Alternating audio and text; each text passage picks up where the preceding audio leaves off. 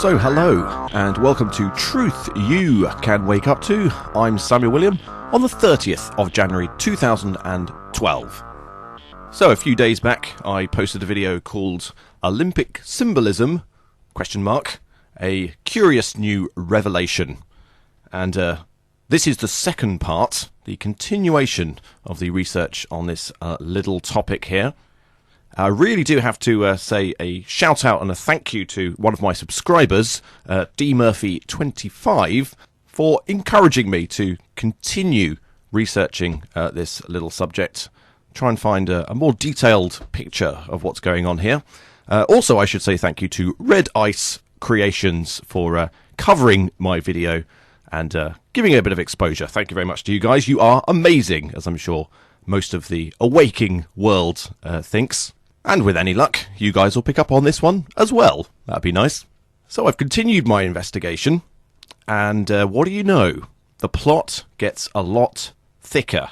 But if you haven't watched the original video, of course, go back and watch that one first, and you'll realise that on there I alluded to the idea that this sun that's majestically appeared in the middle of London in Trafalgar Square for a day was about the right size, so that if you scale down the entire solar system to the same size, a few curious objects appear at certain distances. For example, the Grand Lodge Masonic Hall on Great Queen Street appears at the equivalent distance of the Earth, and the Olympic Stadium and the Olympic Village in general occurs at the approximate distance of Saturn. Of course, that very mysterious, a very powerful object. So here is an image of central London. Pretty difficult to see on this YouTube resolution, but so I've put a few markers on there. There's Trafalgar Square, and that's where the sun was, just next to Nelson's Column. Freemasons Hall, just a short distance away from there. And way off there at the top right-hand corner, you can just see the sort of rounded white object, which is the Olympic Stadium, and that's the Olympic Village up there. Now, forgive the crude imagery here, but the yellow dot is the sun, the orange one Saturn. Of course, that nice little blue dot, that's us on the Earth, or actually not us, because that's marking the place of the Freemasons Hall. Of course, the distances between the objects are to scale on this image, but the actual size of those objects are not to scale. They're just representative. I'm sure you'll forgive me. And of course, I mentioned in the previous video that Saturn would be in opposition to the Earth, as in the Earth would be directly in between the Sun and Saturn on April the 15th. And I alluded that that might be an important date. But of course, if we look at what we have here on this image, this is not an image of the Earth being in opposition with Saturn. In fact, look, the Earth is away. Now, if we remember that if you were looking at the solar system from above, down onto it, the planets move around the Sun in an anti-clockwise or counterclockwise direction.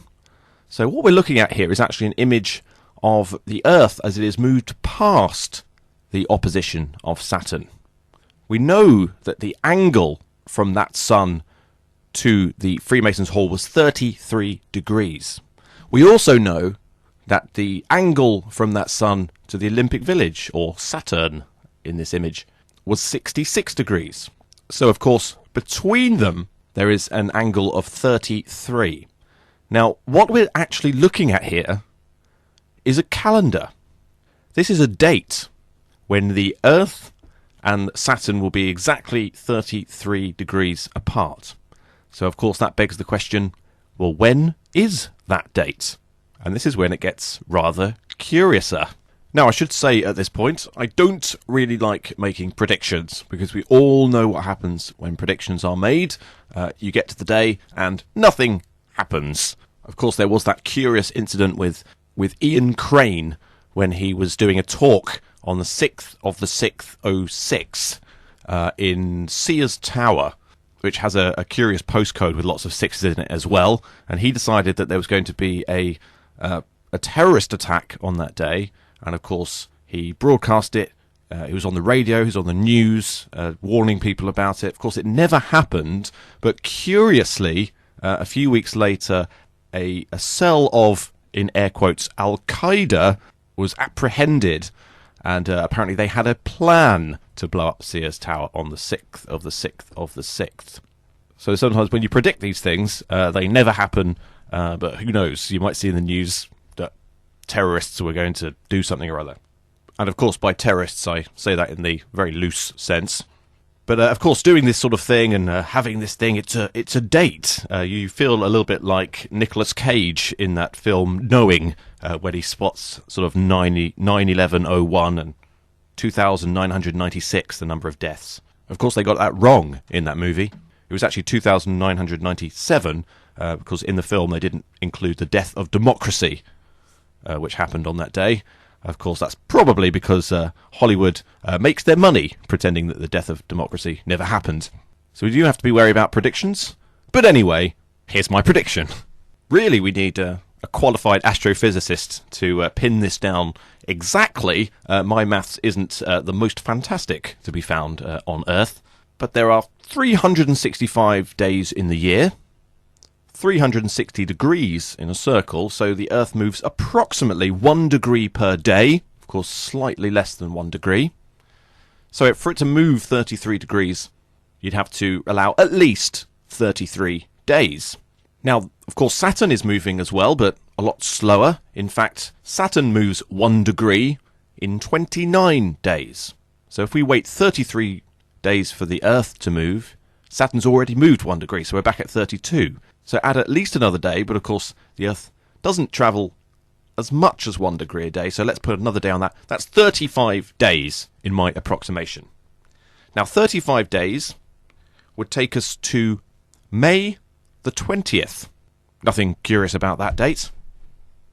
Unless, of course, you think about the Olympic countdown clock, which is also in Trafalgar Square. On the 20th of May, the Olympic countdown clock will say 68 days to go.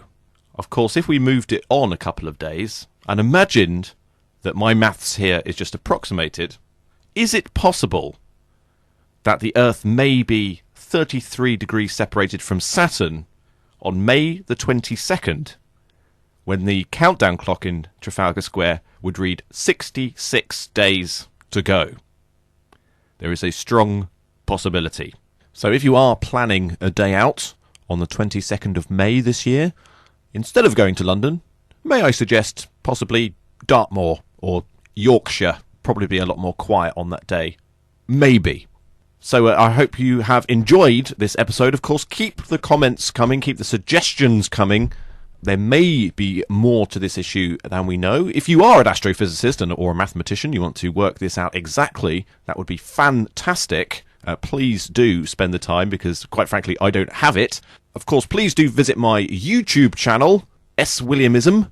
Lots more talks on there about various subjects to wrench those eyes open. And of course you can subscribe to my YouTube channel, and please do. But until next time, I've been Samuel William, and this has been Truth You Can Wake Up To.